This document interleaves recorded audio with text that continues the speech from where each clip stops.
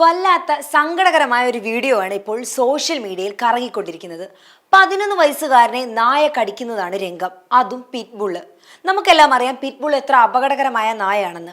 നായയുടെ ഉടമ ഇതെല്ലാം കണ്ടു നോക്കി ചിരിച്ചുകൊണ്ടിരിക്കുന്നതും വീഡിയോയിൽ കാണാൻ സാധിക്കും.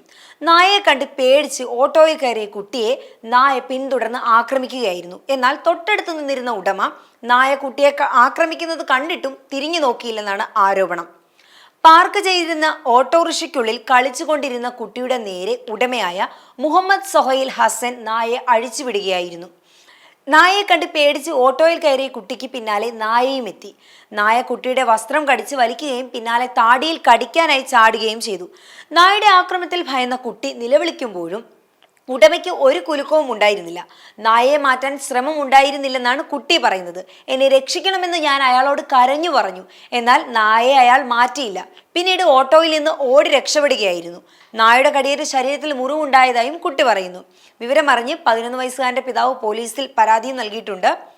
പിതാവിന്റെ പരാതിയുടെ അടിസ്ഥാനത്തിൽ നായയുടെ ഉടമയായ മുഹമ്മദ് സൊഹൈൽ ഹസനെതിരെ പോലീസ് കേസെടുത്തിട്ടുണ്ട്. നിരവധി വകുപ്പുകളും ചുമത്തിയിട്ടുണ്ട്.